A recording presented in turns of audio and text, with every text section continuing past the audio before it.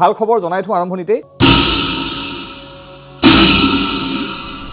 বহাগ বিহুৰ মঞ্চত খলকলিৰ সৃষ্টি কৰি থকা বৰ্তমান অতি ব্যস্ত ময়ূৰ দত্ত বিহুৰ অনুষ্ঠান অসমৰ পৰা ইমূৰে সিমূৰে ঘূৰিছোঁ বৰ কাঁহ যোৰৰ পৰা ঢোলৰ পৰা নাগাৰাজুৰৰ পৰা গোটেইখিনি অসমখন সোমাই আছে বুলি ক'ব পাৰি এবাৰ 3 বছৰে হ'ল বাৰ লগত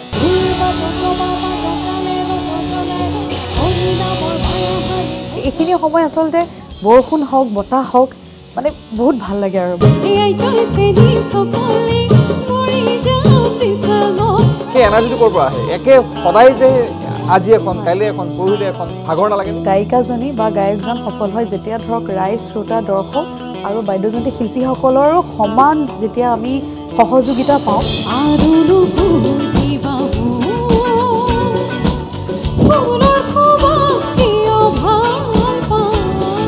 শিশুৰ পৰা বয়োজ্যেষ্ঠৰ পৰা যুৱক যুৱতীৰ পৰা সকলো ধৰণৰ দৰ্শক শ্ৰোতা থাকে এইসমূহ গীত গালে সেই শিশুসকলে শুনিব আৰু যিসমূহ গীত আমি শুনি শুনি ডাঙৰ হৈছোঁ আমি বিহু লাগিলে কম গাওঁ বাকী আমি নিজৰ গীতসমূহ লাগিলে কম গাওঁ কিন্তু এই নিচাটো আমি গাওঁ প্ৰথম সাংগীতিক বিদেশ যাত্ৰা নে প্ৰথম কি পৰিকল্পনা আছে বা এক্সাইটমেণ্ট কেনেকুৱা মোৰ কণ্ঠ আৰু আমাৰ সংগীত যাতে তেওঁলোকে ভাল পায়